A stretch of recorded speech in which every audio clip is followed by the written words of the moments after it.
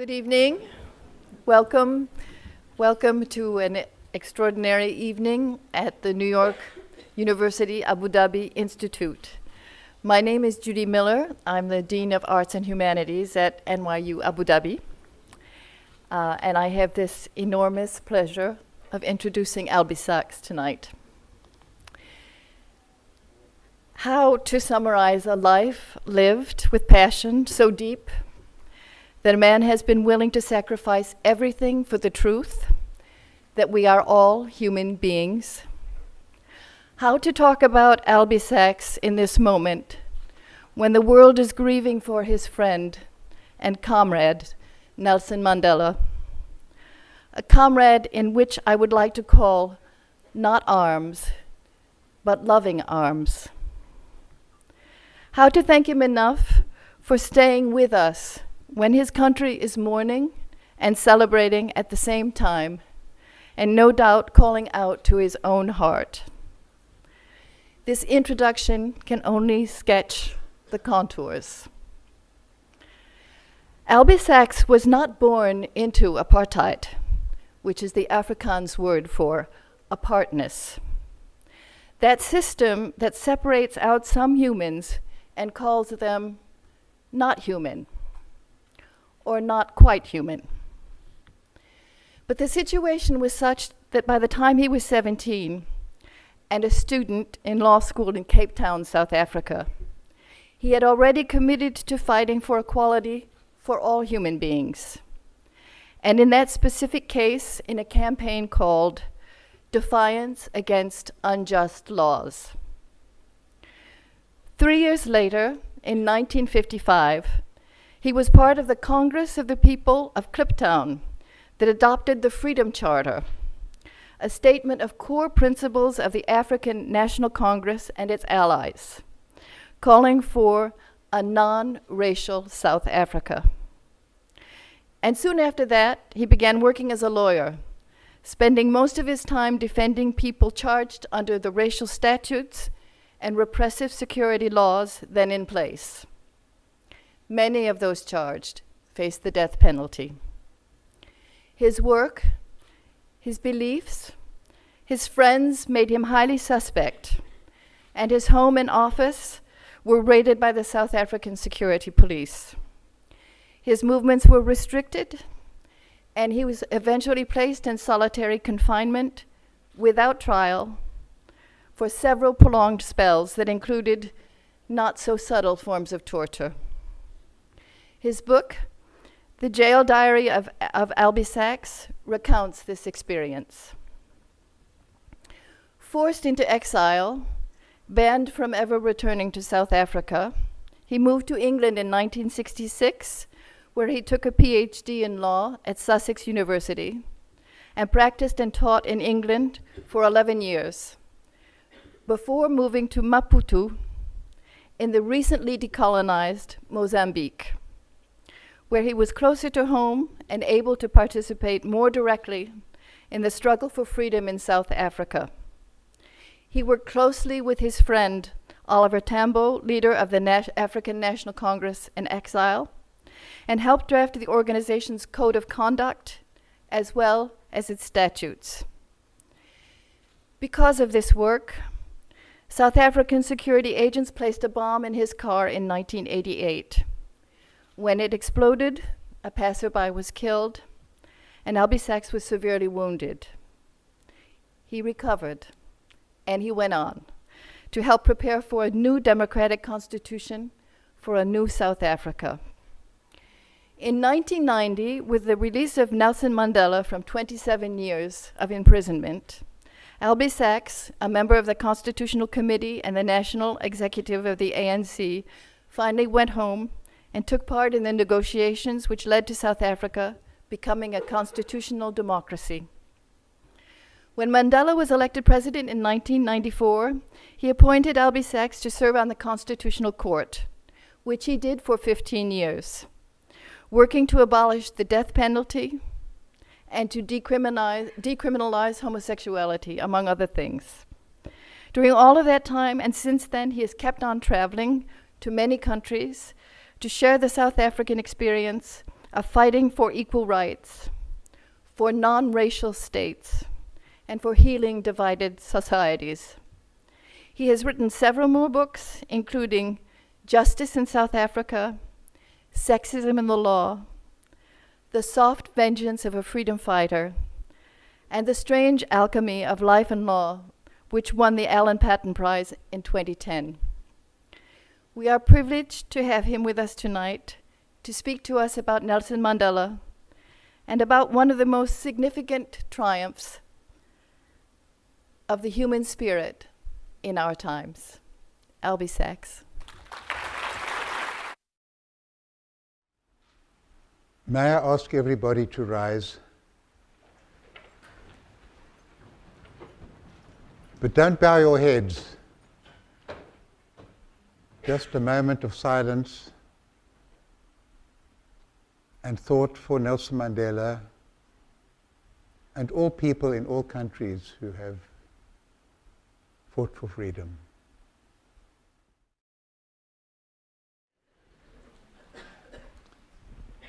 February 14th, 1995. In a room not much bigger than this platform with a very low ceiling, jam-packed with people, Nelson Mandela stands up and he said, "The last time I stood up in court was to find out if I was going to be hanged. Today I rise to inaugurate South Africa's first constitutional court." And I was one of the 11 judges sitting behind to be sworn in on that day. And what a moment it was for us. And to have Nelson Mandela elected president by our new first democratic parliament after those wonderful elections where people stood in line for hours and hours and hours, black, white, brown, through the day and through the next day, to vote for the first time as citizens, equal citizens in a united South Africa. And how special it was for us that Nelson Mandela, who'd been a lawyer himself, who'd been in jail for so long, should be the very person presiding over the swearing in of the judges. And some of us, like our Chief Justice Arthur Chaskalson, had actually defended Mandela earlier on. Others, like myself, had been in the struggle, in jail. Others had been judges under the old regime, but used what tiny space was available to defend the rights of the people as much as they could. And we all had enormous respect for the president. And I'm piling this up a little bit, because how did we show our gratitude? 6 months later, we struck down 2 important proclamations issued by Nelson Mandela. Now that's gratitude for you. He'd appointed us, he'd been in jail for 27 years. We, the newly elected, newly chosen judges, applying the new constitution, and we are saying that he exercised his power in an unconstitutional way. The issue was the first democratic local government elections in South Africa. We'd had our national elections, now we had to have elections for our town councils, sometimes even more important than the national elections. But we didn't have a law to deal with the holding of local elections, so Parliament asked the President Mandela to draft some proclamations which would then have the force of law in South Africa, and he did that. About citing of the polling booths and free and fair elections, the finance, polling officers, security, where you're allowed to put up posters, all the little details that you have regulating elections. They were necessary, they were good laws, but we struck them down because we said that Parliament cannot entrust its lawmaking authority to the President, to the executive. Parliament, under our constitution, the constitution we'd spent so many years achieving, Parliament itself had the obligation to pass the laws, and then it could ask the President to fill in the details of the regulations, but the President shouldn't have primary lawmaking authority.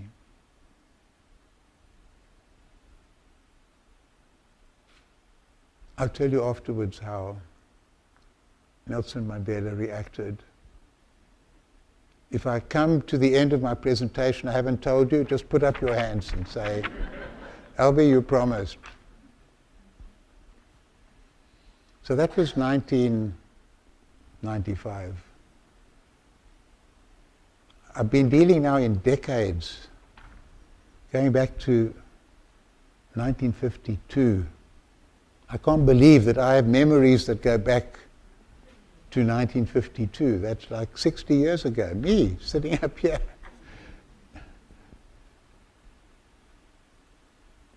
And I'm in a room a bit bigger than the temporary accommodation we had for the court some years later, but also quite small, not elegant, like this spacious with beautiful soft carpeting and so on. Town hall in a working class suburb called Salt River in Cape Town. Great excitement. And I'm sitting next to my friend, older comrade named Wolfie Kodesh, had been in World War II, come back, fought against Hitler, against racism in Europe. Now he had to fight against racism in South Africa. He told me, you've got to be there, you've got to be there, something important is happening tonight. 6th of April, 1952, 300th anniversary of the landing of Jan van Riebeeck for the Dutch East India Company, who planted his flag. The beginning of what we used to be told was civilization in Africa. A public holiday. And something special was going to happen on that day. And my friend Wolfie loved to have a secret, but what's the point of having a secret if you don't tell people you've got a secret? So he was kind of hinting all the time. In any event, we're sitting there, largely black audience, singing freedom songs, and lots of police in attendance. And in walks Johnson and Guavela. He used to manage the office of a firm of attorneys called Sam Khan and Company, living in Langa Township in Cape Town. Those of you from South Africa will know Langa Township, one of the first so-called locations in which African people had to live. And he'd been subjected to a banning order by the Minister of Justice, just issued, no trial, no charges, told you're not allowed to attend any gatherings. And he was coming in and he was going to defy the banning order. And now we realize the Defiance of Unjust Laws campaign was starting in Cape Town. And the leaders of the ANC and other organizations were voluntarily going to go to jail to show the opposition to unjust laws. And the singing starts. Before that, our songs used to be very sad. My boye, my boye, my boye, Africa. My boye, my boye, my boye, Africa. Africa, come back. But now it was a different energy. Volunteers, obey the orders. Volunteers, obey the orders. Volunteers, obey the orders. Be ready for the action now. Dr. Maroka, Dr. Dadu, J.B. Marks, Kutani Leba Papi, and so on. And they call for volunteers to come up to the platform. And I say, Wolfie, I want to join. He says, you can't. I say, why not? He says, it's for black people only. I say, but we're fighting against racism. He says, it's got to be a black-led movement. It's the black people who are oppressed, who are suffering. I said, well, I want to join. He said, wait, We have to get instructions from headquarters. So the people are going up, signing up to sit on railway seats marked non-whites only, to be out after curfew hour at night when black people can't be out on the streets, to be walking in the streets without carrying their passes, which police could demand of any black person any time of day or night, defying selected unjust laws in South Africa to say we refuse to accept the overlordship of the white minority in our country. And 6 months later, the word comes through, it's okay, Comrade Albie, see if you can get some other people to join you.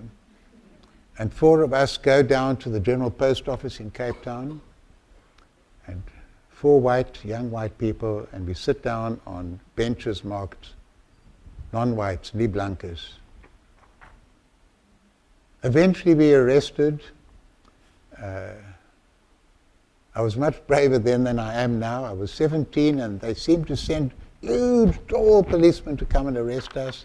And I stood up and I said, "Maibu, yeah." And big crowd had collected now. Yeah, Africa, Maibu, yeah. I'd never do that now. But I was 17 and pretty cocky then. And 2 hours later, we've been locked up. We're in court. The magistrate looks at the charge sheet and he sees there's a 17-year-old juvenile. He says, "I see there's a 17-year-old juvenile. Are any of his parents in court?" My mother stands up. He said, "I'm sending you home to your mother." That was a terrible setback for me.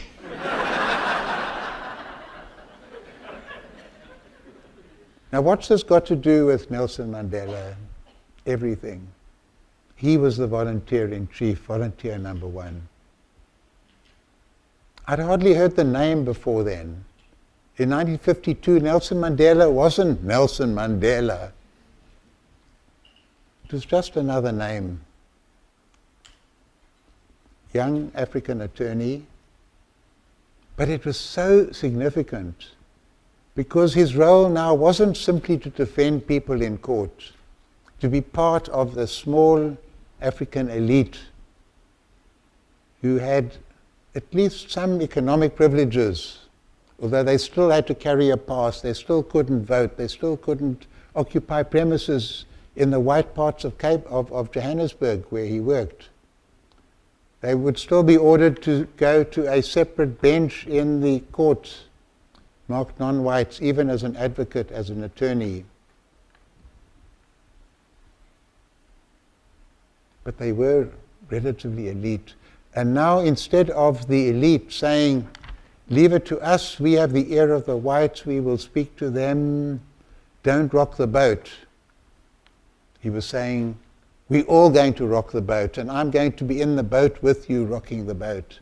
It was so significant now, like Gandhi had done in South Africa many decades before, also a lawyer.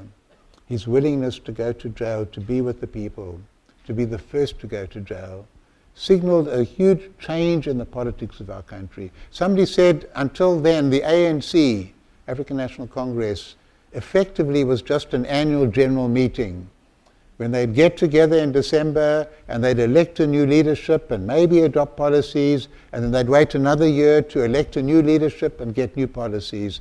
Now it was moving from being simply an organization that issued statements into becoming an organization willing to defy the apartheid government, the racist regime in South Africa, and the leaders were willing to go to jail themselves.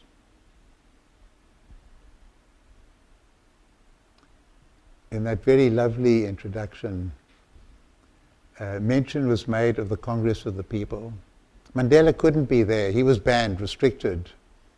I had the great fortune to be there in 1955. About 2,300 of us from all over the country. And we decided we're not simply going to denounce apartheid and say what's wrong with South Africa. We're going to express our vision of the new country that we want, a freedom charter. 1955. And we had involved literally hundreds of thousands of people in sending in their demands, their claims, the things they wanted, a drafting committee, and we ended up with a freedom charter that began, South Africa belongs to all who live in it, black and white together. No government can claim authority unless based upon the will of all the people. And then 10 basic demands set out in the Freedom Charter. The police and paramilitary surrounded us. When we'd reached about the 9th section, in a dusty piece of land on the outskirts of Johannesburg on a makeshift stage with loudspeakers that often broke down, the police surround us. They come in on horseback, many of them. They're carrying Sten guns. The crowd stood up and sang.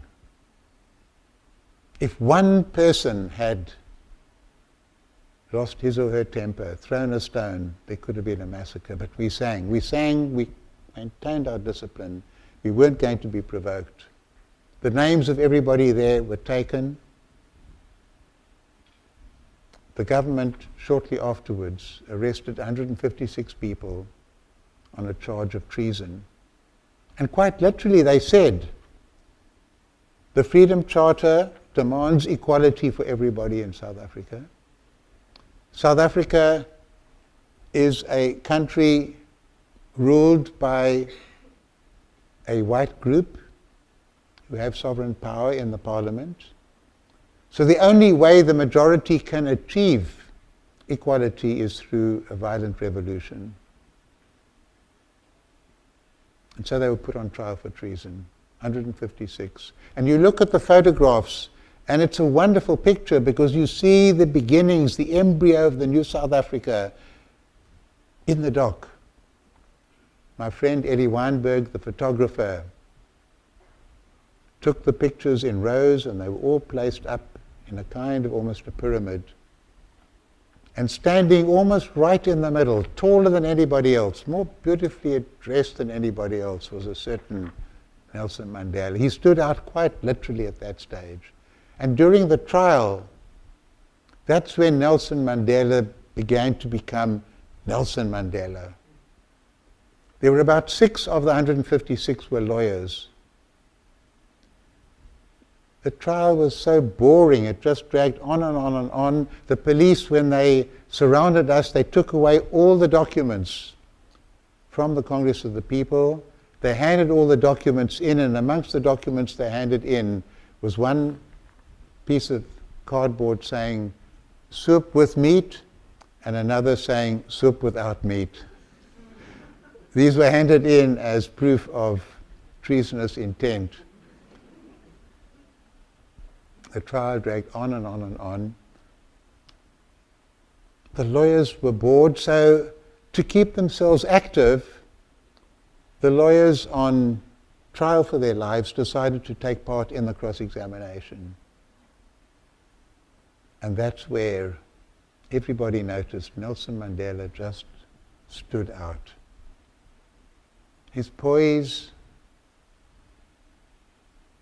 the clarity of his questions, the principled way in which he phrased what he had to raise, doing more than just asking a question. It's creating a vision, establishing a terrain of justice, of fairness, implicit in the questions that he's asking, and doing so with such an elegant posture that everybody in court is wondering what's going on here. They're the judges sitting up there with their rather boring little interventions, the lawyers all pompous on all sides, and here is this person speaking like a leader with clarity and upholding principles of justice and fairness.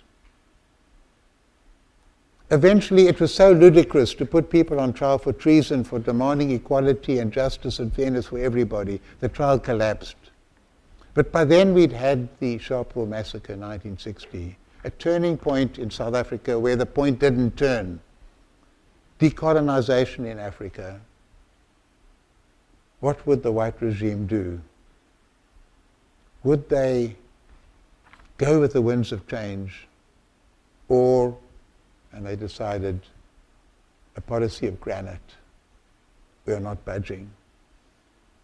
White domination in white South Africa, the Prime Minister said, and black domination in black South Africa. White South Africa happened by a pure good chance, as far as the whites are concerned, to include 87% of the surface area of the country, with all the gold mines and the ports and the airports and the industrial areas and everything that was developed, by pure good chance. And the 13% reserved for what was called black domination, scattered in 9 different homelands, rural slums, places where people were expected to produce the workers, to go as migrant laborers, to come and work on the mines, in the farms, in the factories, in what were called the white areas.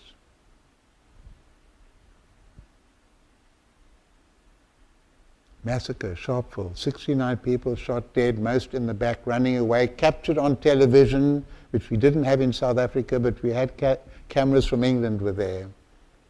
Huge reaction throughout the world.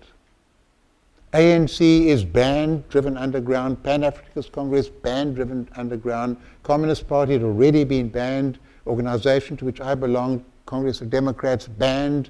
Newspapers banned. Meetings banned. Individuals banned. So it wasn't only that the majority were disenfranchised and didn't have the vote, they couldn't even protest. We couldn't even have our weekly meetings claiming rights. We couldn't even demand changes in South Africa. And then the real question was, submit or fight? And that's when the decision was taken, with Mandela at the lead. It worries me a little bit. The only image picture people have of Mandela is this wise, marvelous person coming out of jail after 27 years, so kind, so generous, nice to the jailers. It's true, he was all that. But he was made that long before. He was made that while he was in jail. He was made that by a struggle, by a movement, by a people. He learned to fight. He picked up a gun. Our people, my friend Wolfie Kodish, whom I mentioned, told us afterwards, his brother had a brick field in Johannesburg, and that's where the first homemade explosives of Mkhonto Wesi's were, Spear of the Nation, armed wing of the ANC, were tried out. And pylons were knocked down. Apartheid institutions were being attacked. Great emphasis at that stage not to take any life, if at all possible. Very difficult moments for us. Changing our whole mentality from non-violent struggle to saying violence is inevitable. The only question is whose violence? Will it be controlled violence? Will it be violence directed at the oppressive system, or will it become indiscriminate violence and terrorism aimed at a race? And that's where the leadership of Mandela and all the others with him in the organization was so important, to contain and direct the anger, the rage, the determination to fight back of the people who then would have just gone out and attacked indiscriminately. I met Nelson Mandela once during that period, and I won't forget it. It was in the underground in Johannesburg. It was literally in the underground. In a basement in somebody's house. They'd driven me around all over the place that I wouldn't be able to find it again. There were about 15 of us. We extremely tense and nervous. If the police come, hundreds of years of jail waiting for us. We're all defying banning orders and restrictions and so on. And there's some commotion, and then in comes the big, tall figure down those steps through the trapdoor of Nelson Mandela. big, beautiful, radiant smile. Almost reckless, almost a kind of excitement, a bravado. But it was comforting to us. So tense in our bodies and anxious, just to see the ease, even knowing that hundreds and thousands of police were looking for him all over the country. He made one last call for peaceful negotiations. It was always the goal of the ANC. Negotiate with the oppressors to create a democratic South Africa for everybody. The reaction was to send more police after him. Finally he's captured. The tanks were rolling through the streets then, the planes flying overhead, a show of white power. And he's put on trial at this stage. They don't have full evidence against him for leaving the country illegally and breaking his banning orders. And that's again when Nelson Mandela becomes Nelson Mandela, because he uses the occasion of the prosecution to challenge the magistrate who's hearing the matter. But he does it in that Mandela-esque way. He stands up and he says, Your Worship, Your Honor, I have great respect for you as a person. I'm not challenging your integrity, but I'm challenging the right of the government to prosecute me. I feel that I am a black man in a white man's court, and that shouldn't be in the temple of justice. And he said in South Africa, but in a very calm voice, in South Africa, it's the guilty who drag the innocent before the court. But he said it in a very dignified way. These became lasting words. People remembered it. He was given the maximum sentence then of 5 years. But not too long afterwards, our leadership that carried on without Mandela is captured at a place called Rivonia. Another friend of mine called Arthur Goldreich had a house. He bought the house for the movement, for the struggle. He pretended to be, well, he was a fairly privileged, wealthy white architect. His wife was a teacher. They had children there. They'd had a gardener called David, who happened to be Nelson Mandela. It's not a secret, I can tell you now. And the police swooped on them. The leadership was captured. They put on trial, this time for treason, and they find documents showing that Mandela was weighing up the options of full revolutionary struggle in his handwriting. How should they respond? Traditionally, in these cases, we had challenged the police evidence. They've got to prove their case. The accused decided, we're not going to do that. We're going to acknowledge that we were resisting white domination. We're going to explain to the world why.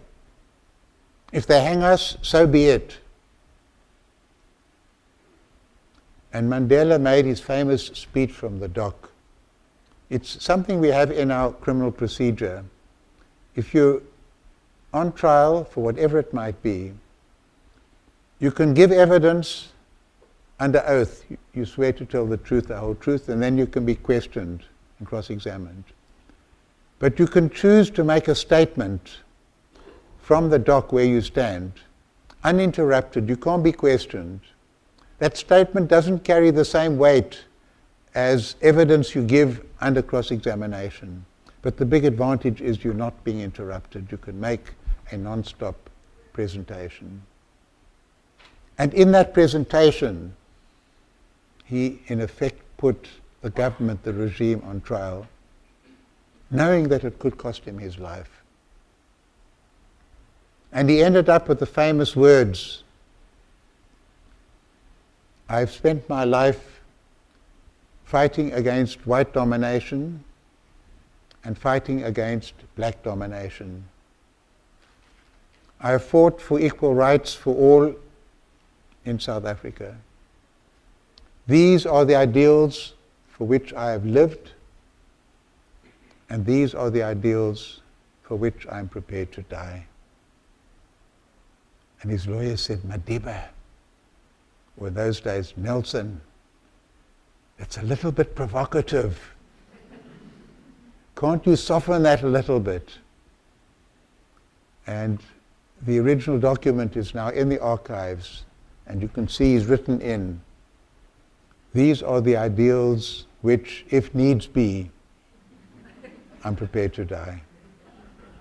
And those were the last words the world heard from Nelson Mandela for 27 years. 27 years. Off to Robben Island. Stories coming off the island by released prisoners about his courage, the unity, the hunger strikes. They're not just sitting there waiting for time to pass. They're mobilizing political education, smuggling in newspapers, news. They loved news, anything for news. I remember a friend of mine, Indris Naidu, who's 10 years on the island, saying they were so crazy about news. Everything was, and how does that affect the struggle? And they saw a newspaper headline saying that Bridget Bardot marries Gunter Sachs. And they were saying, how will that affect our struggle?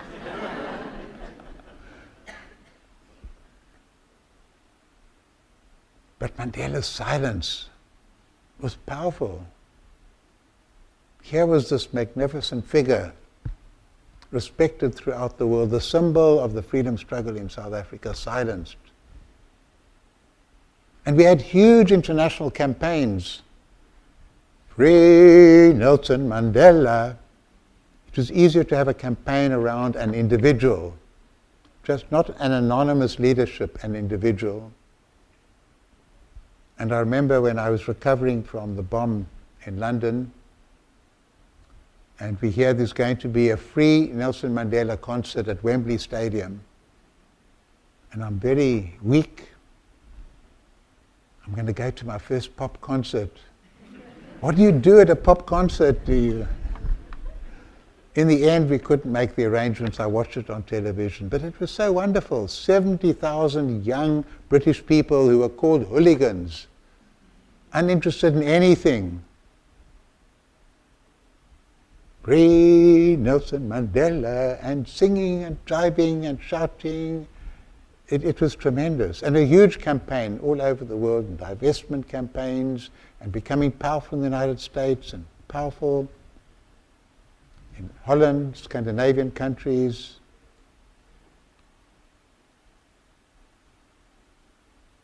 Big support from many African countries, support from India, Pakistan, China, from Cuba, from countries from the East, countries from the West, people uniting on this issue of democracy in South Africa, ending racism. And eventually in 1990, Mandela is released. So that's after 27 years in jail.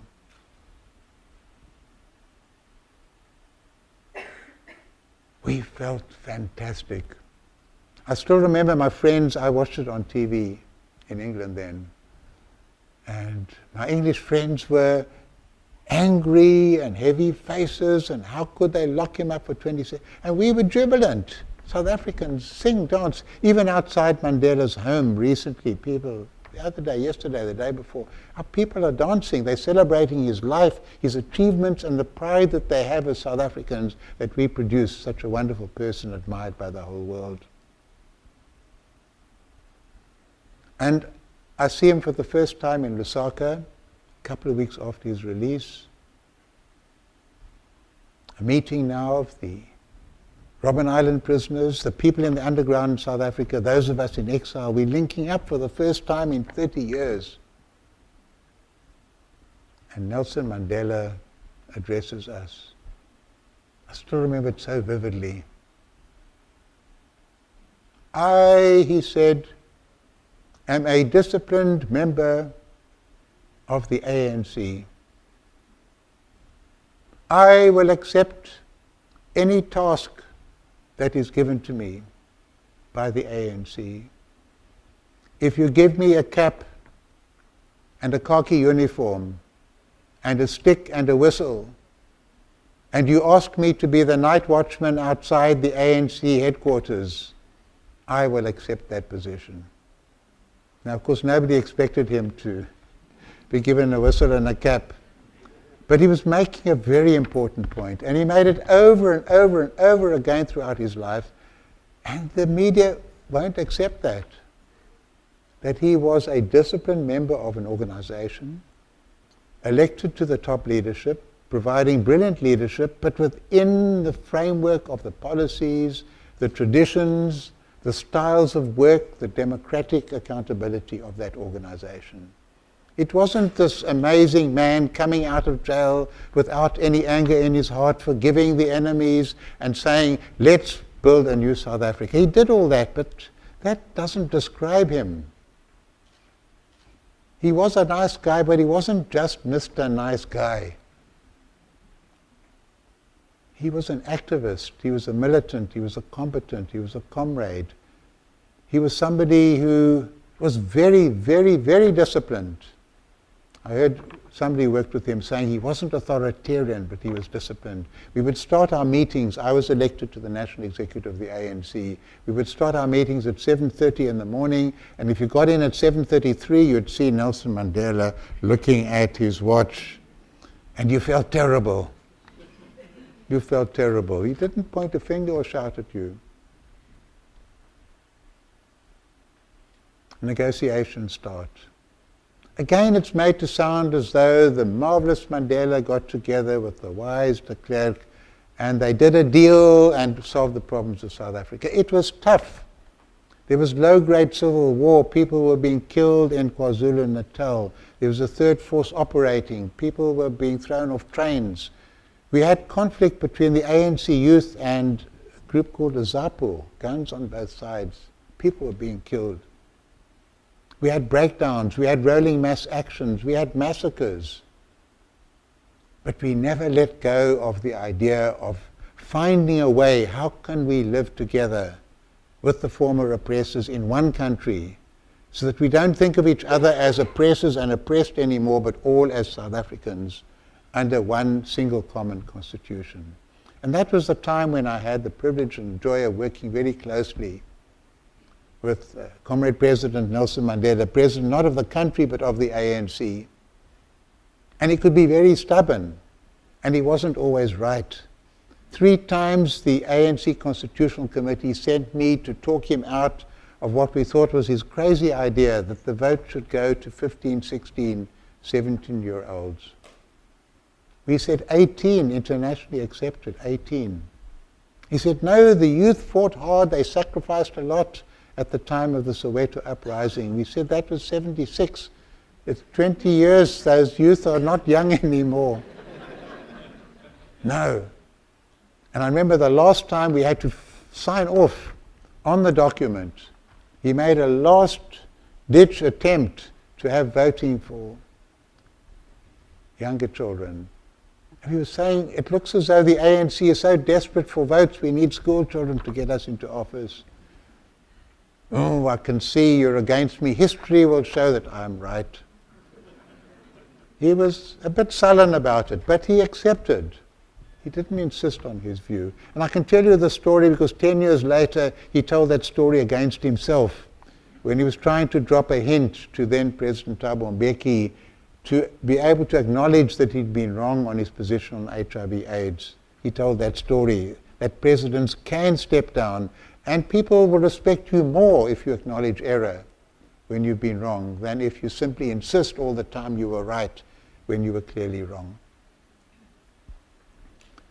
2 moments when he became president long before he became president. The one was at a stage of negotiations where we want to show the public we're moving ahead, we're making progress. And the last speech is given by F.W. de Klerk, South African president at that stage, and Mandela asks for the podium. And He's furious. This man, he said, is not to be trusted. We had agreed on the telephone last night that he would not raise the issue of suspending the armed struggle of Umkhonto we Sizwe. And now he's taken advantage of being the last speaker to raise the very question. It was fury. We were not used to seeing him like that. And F.A. Klerk replied, also very angry. And I was happy to see that English isn't the first language of either of them, but Mandela was better than de Klerk. It wasn't easy, it wasn't plain sailing.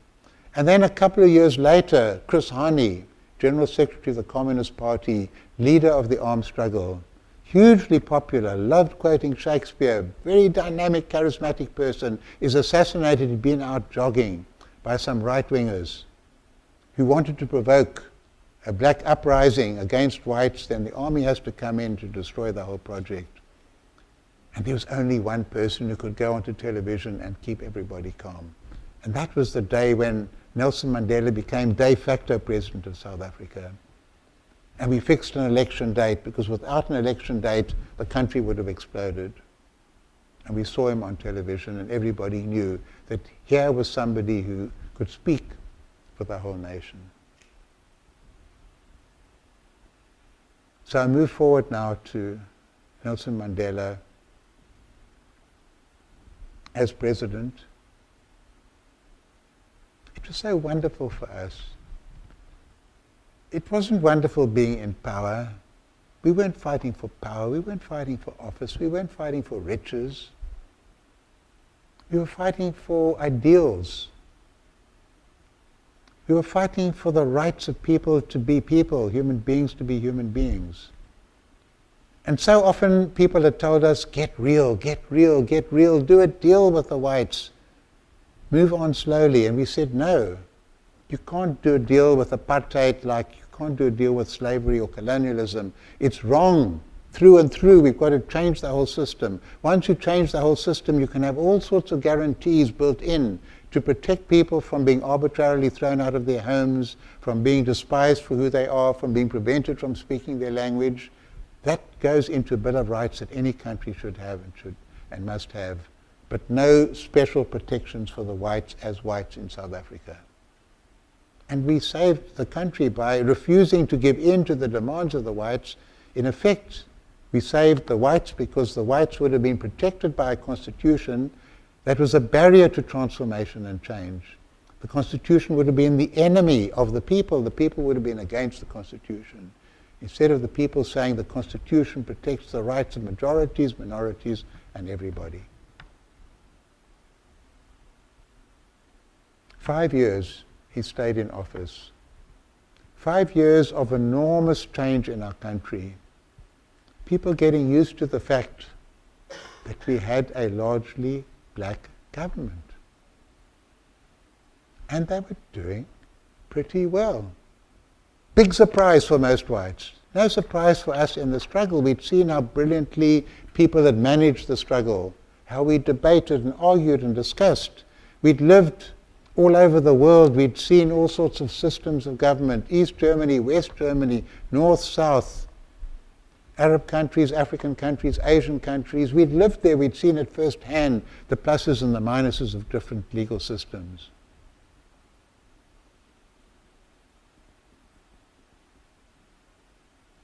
Now, Nelson Mandela physically has breathed his last breath.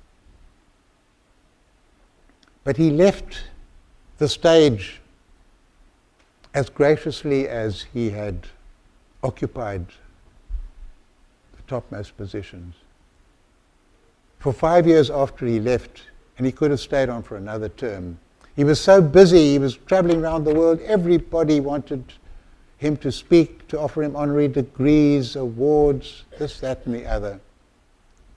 Everybody wanted to be photographed with him. The Queen of England, Michael Jackson.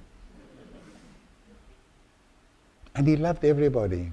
It wasn't just going for royalty and important figures. And then after 5 years he said, I'm retiring from my retirement. And when Desmond Tutu turned 80, he used that same phrase. He said he's retiring from his retirement. Don't call me, I'll call you. And gradually faded away. In 2010, when we had the Marvelous World Cup, he was wheeled out in a wheelchair into the soccer stadium.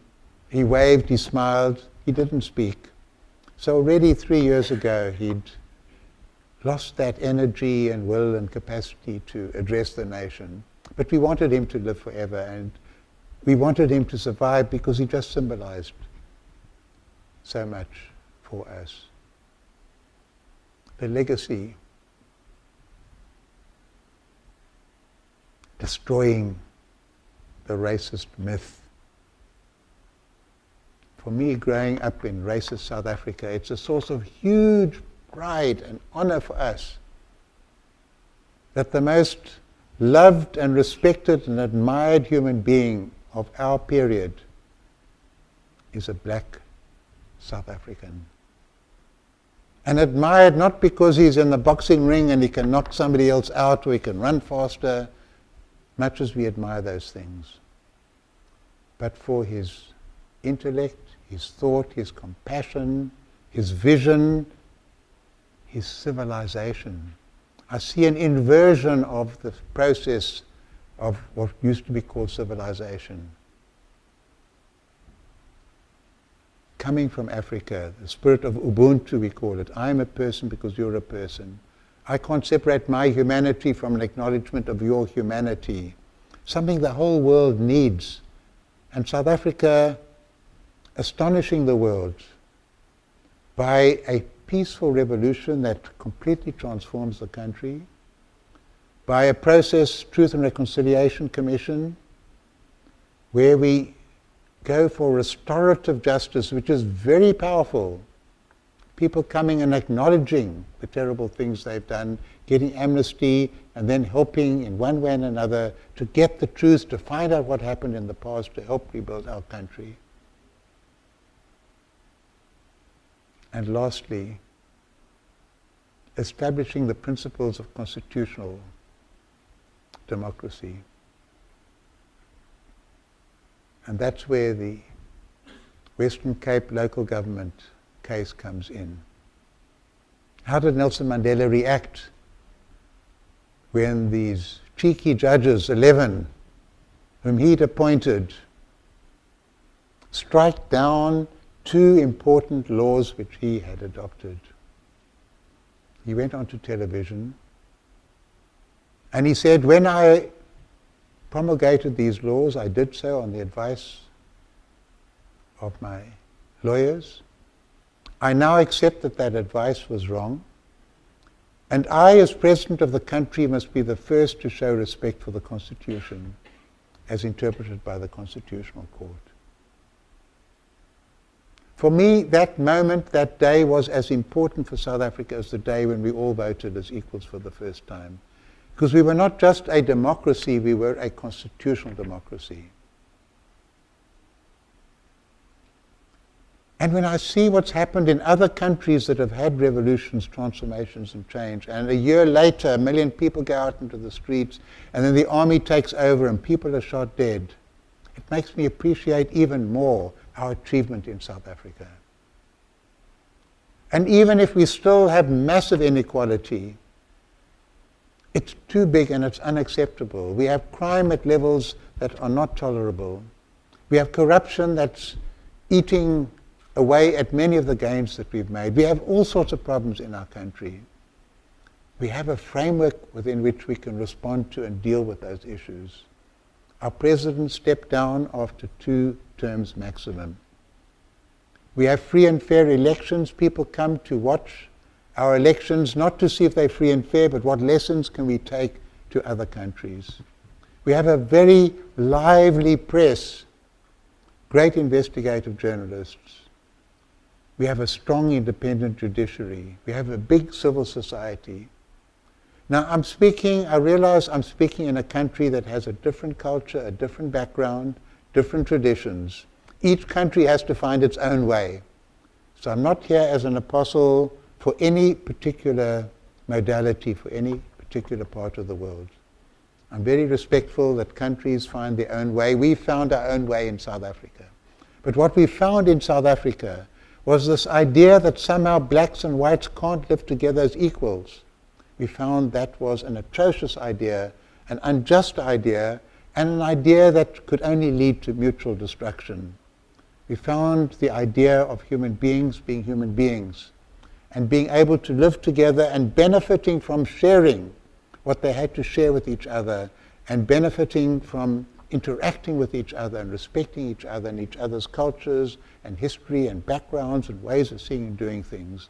We found that was invigorating for our country. It was uniting of our people. I bow my head now to Nelson Mandela, not because he created the new South Africa, but because he symbolized and articulated and expressed something that millions of people had been fighting for over decades and generations in an exceptionally beautiful way. There was a gravitas that he had that was mixed with a sense of humor, a style, an eloquence, an elegance, a humanity, a compassion that made us all feel proud and all feel welcome and all feel his embrace. He's physically gone, but the institutions that he created, in particular the Constitution of South Africa, represents his greatest monument. And individuals come and go, and I'll end with this, but the Constitution, which represents the ideals of Nelson Mandela and all of us who are in the struggle, and all the people throughout the world who supported us in that struggle, the Constitution runs on forever. Thank you.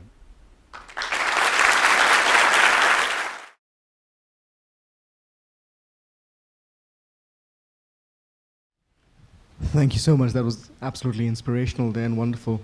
I was wondering if you could tell us some of the stories of that, the Truth and Reconciliation, because that just seems so incredibly difficult to be able to bring people together to confess what they've done in front of in a legal court, and yet move the way that you were suggesting. I'd love to hear some of the stories behind that. Former leaders after a reconciliation were extremely educated people that, as you said, were not looking to rule the country, and they wanted to fight against the black and white domination, against both of them. Do you think any change? Do you see any change in modern political leaders, and do they have the power to keep the citizen quiet at this time? There was the oft expressed idea that Nelson Mandela represented the moral conscience of South Africa, and indeed perhaps of the world, and that his passing would somehow cause that to fail. I'd like you to comment on that, please. Well, I'll ask a different question. I'm Egyptian, and a quote from Mr. Mandela was saying, "It's always impossible till it's done." It's not done yet in Egypt. Probably it's done in South Africa. It's not done yet in Egypt, and I don't know if you're overseeing what's happening in Egypt in terms of political conflict and so on. I've written in 3 years, three constitutions, and it's not working yet. Thank you. I had a few questions. First of all, I wanted to ask you about when you were defending, I think you said was it the 50s or the early 60s, you were defending blacks in the courts, essentially. How did that work exactly, since the laws themselves were unjust? So how did you defend them? On what basis? I was curious. The other thing I wanted to ask was, what you think of the current leadership of the ANC and where it's heading in the current context. My question has to do with the retention of the economic relationship between the citizens of South Africa. And I've always wondered, why was the apparatus left in place that was the cause for the enormous oppression that the people feel? The economics have not changed. The majority of wealth is held in the hands of a few. And that can never allow for equality, even though you do have a constitutional base for political equality.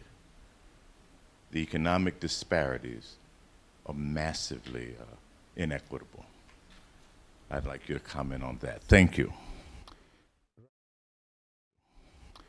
Right, well, the issues overlap quite a lot. It was very extraordinary defending people in racist South Africa. And I wrote my whole PhD on the administration of justice in a racially stratified society, because on the one hand, you had all the language of justice and fairness and interpreting constitution, not constitution, interpreting the law, and you could win small victories. On the other hand, the laws themselves were vicious and increasingly favoring the state and taking away the rights of people, accused people, until we had detention without trial, and that was the worst. That was the worst. Once that happened, then the police had total control, and they would keep people locked up for months and years, bring them to court, and go through the charade of a trial. So we did our best in the courts as well as we could. And in the 50s, if any of our people we were defending were found guilty, we would win on appeal. In the 60s, it had turned around. We were trying to save people from a death sentence. If they got 25 years instead of 35 years, that was a victory. It was very, very grim and very, very awkward. And you have a divided self. You're a lawyer, and you're fighting in the courts with laws that are unjust in the day, and then at night you're doing underground work. It was only with the achievement of the new constitution that it was possible to link up the two sides of me, Albie. But it wasn't simply the racist laws, it was the issue that was raised by one of the questioners, because I would write my exams and use the beautiful phrases, University of Cape Town, up on the mountain slopes of Devil's Peak. Rule of law, justice, freedom, equity. And then at night I would go to a shanty and we'd have a study class. And there would be the people with candles. You'd just see the eyes, the teeth. And they had a passion and a commitment for justice, willing to give their lives. And for them, the law was the enemy. The law chased them. The law threw them into jail. The law locked them up for not paying their debts. The law was used to knock down their homes. The law was the enemy. And I couldn't connect the beautiful phrases of the ages with the law as experienced by the majority of my fellow citizens.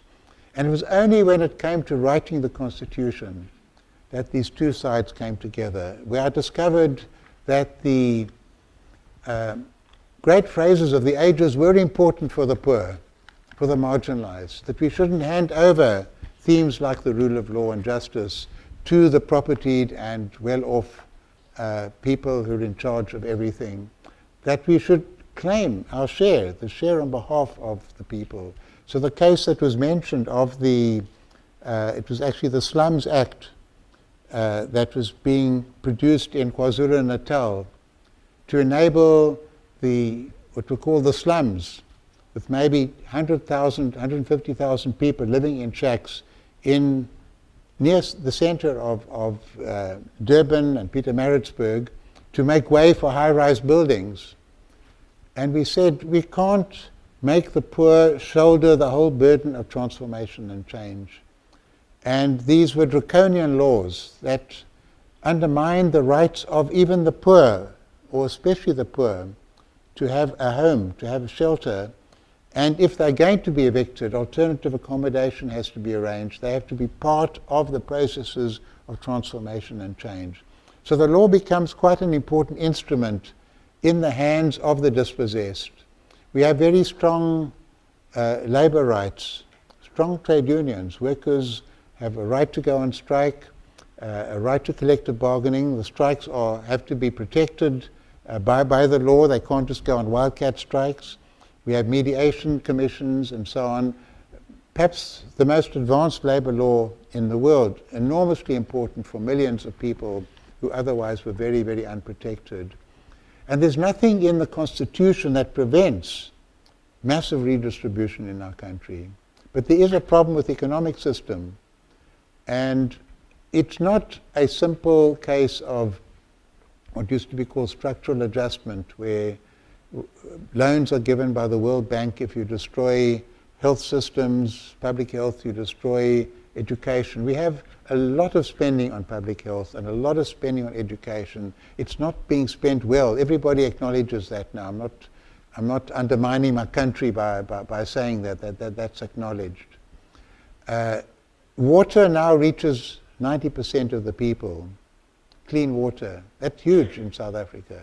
Electricity reaches 90% of the people. That's huge in South Africa. That's important for the poor. Even if they're living in a shack, they'll have access to clean water and to electricity. And electricity means you can cook, you can refrigerate. It means that you can read at night, that you can study. It's so important for so many other different things. And we have a very, very open society. The masses, the poor, have a right to choose their government. And if they're not exercising that right, you can't say they don't have the freedom to do so. And if you are dissatisfied with the leaders whom they choose, I can only say what Bertolt Brecht said in East Germany when the workers were rising up against the communist government there.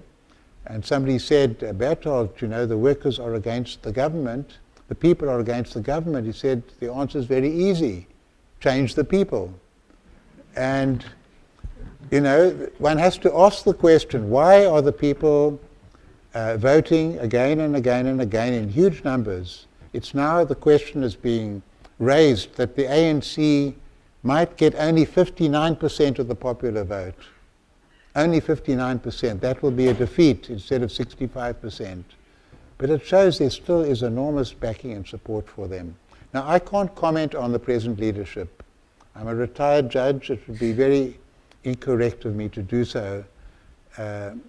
And so I can answer all the boring questions. I can't answer the really interesting ones. So I can't. My vote is my secret. And I really can't tread in that area at all. In terms of the possibilities of a populist, demagogic party taking over, I think that's extremely unlikely. It wasn't a question of education. In many countries, educated people are very manipulative. And Dr. Verwoerd, the author of Apartheid in South Africa, had a PhD. He was very educated, but he had racist ideas. And he implemented the ideas in laws and a constitutional system that was terrible for our country. So it's not a question in that sense of how educated the ruling elite are, although we do have highly educated people in the formal sense in all levels of government. The question is, will the country remain true to the principles of non-racism and non-sexism that are in the Constitution?